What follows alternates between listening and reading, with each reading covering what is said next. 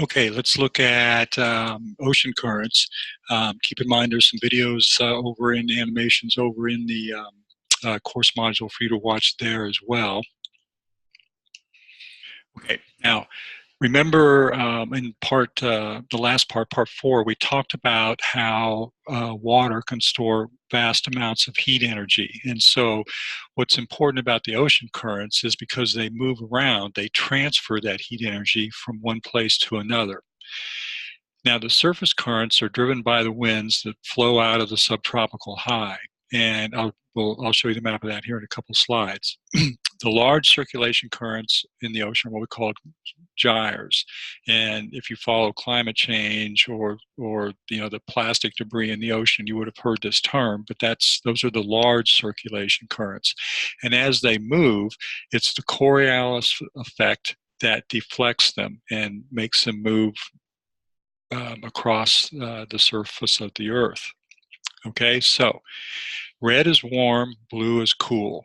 So here we are over here.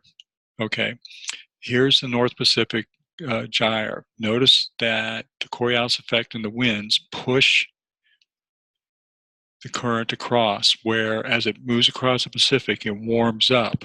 So it's taking all this water, storing great amounts of heat energy. Then it makes its clockwise turn up the coast of Japan. Then, as it flows back over here, we're at a higher latitude, so we're starting to lose heat energy. The water's starting to cool down. Then it becomes under the influence of that at least in the winter months, under the subpolar low, and that cool, still got heat energy, so that the water moisture will still rise up and condense. And again, because it's carrying all this heat energy, it comes down as great amount of rain and snow up here in the Pacific Northwest. But as it goes down here, our temperatures, the water temperatures, are generally pretty cool. Often in the low 60s, and that's why, because it has to recross, loses all that heat energy. Over here in the Atlantic, the North Atlantic gyre, it's a little different. So the water moves across the Atlantic where it warms up, storing all that heat energy. This is where hurricanes start. But it's also affected by here, the Gulf of Mexico, which is kind of like a bathtub, if you will. It's kind of self-contained. The water warms up. I used to live in Texas, so I can tell you the water temperature, sometimes, it's in the high 70s and might even hit 80. It's that warm. And then that flows out, and so it's warm, moist, water flowing up the east coast of the U.S. In the winter, that will rise up and condense, and that's why the east coast gets all that rain and snow. Whereas over here, because this is dry, by the time it gets here, we get some moisture like we have been, but we get dry summers. Over here, they will get wet summers. Okay, so that's how that works. And again, there's animations for this on in the course module. So again, one of the main things it does is it transfers heat energy, and can also transport debris, as we've seen if you've seen any of the news articles about the Pacific garbage patch, for example. But here's an interesting thing. There's a video for this one where there was a cargo ship spilled its cargo of plastic toy ducks, and this is in 1994, and they floated all the way across the Pacific, all the way to the coast of California, and even up here into the Arctic Ocean. So watch that video on the let me get the name of it over here real quick. That video over in the course module, I think it's called Epic Journey of the Plastic Ducks. So watch that. It's kind of funny, and it gives you some idea how ocean currents work in terms of debris. Remember a few years ago when they had that horrific tsunami in Japan? It gives you some idea. This was the spread of the debris from that tsunami, all the way across the Pacific, and it was hitting the coast of North America up here. Okay, so that's your currents. Okay, so the basic principle is warm water from the equator flows up to the poles where it cools and moves back down toward the equator. Just like it's the same as the air, the atmosphere, only this is water. The trade winds, the easterly winds, move the waters westward.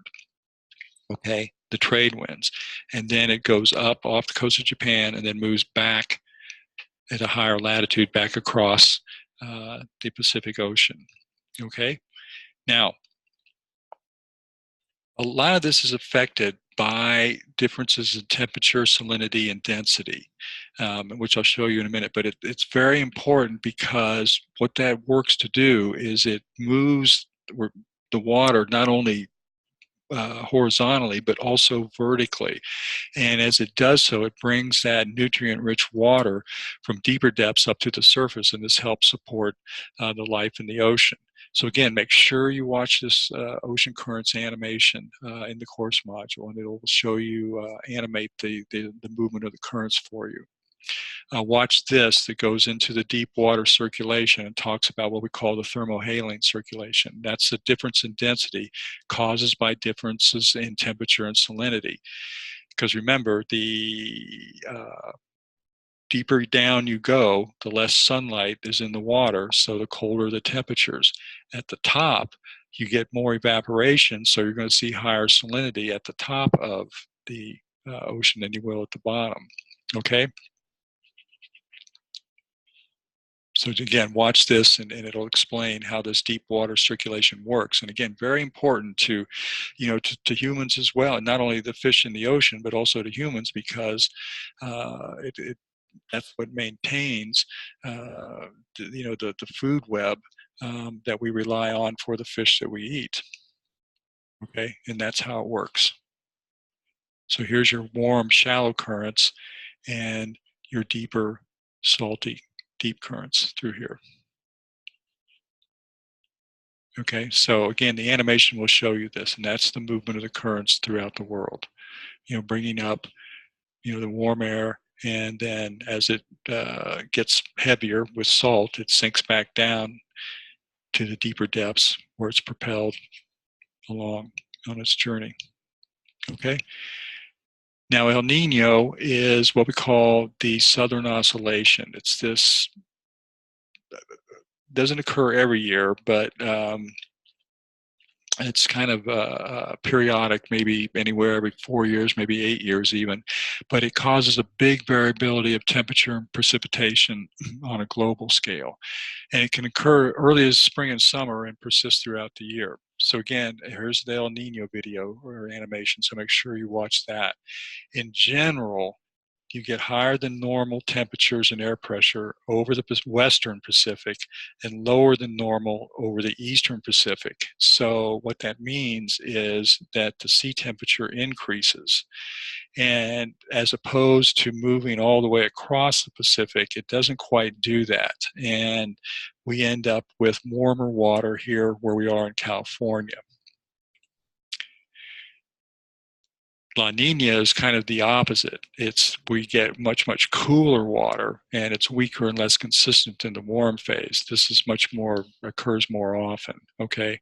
So again, watch those videos, and they'll explain them to you. And I think there's a mastering exercise on this as well. That's basically how it works.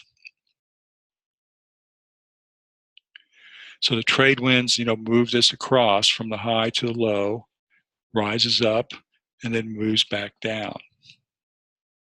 But when you get an El Nino, it reverses. The low pressure is over here, the high is over here, so the water's cool here and warm over here. And the upwelling is blocked by the warm surface waters. So it changes just kind of the reverse. Instead of warm water over here, we get it over here. And more warm water means more moisture in the air, which means more rain. And La Nina, again, is just the cooling, where you get the low pressure over here, and the high is, instead of over here, is extended a little further towards the west, so the water is cooler than usual over here. Okay, so the During the warm phase, we get strong hurricanes in the eastern Pacific, droughts in South Africa, India, Australia, and the Pacific. In the cold phase, we get wetter conditions in the South Pacific and Brazil and strong Atlantic hurricanes. So each one, whether it's El Nino or La Nina, will have different effects on the weather on a global scale, not just here in California. So again, watch that animation and make sure you understand how that works. So you can see here on the global effects of El Nino, we're warmer over here, drier here, okay? So you can see the red is the warm water. So during an El Nino, here's the west coast. So this would normally be bluer. It would normally be cool. In La Nina, you can see how cold much cooler it is, okay? And again, it's periodic, doesn't happen every year. And again, the animation will explain that, so make sure you watch that. Okay, so that's chapter 3.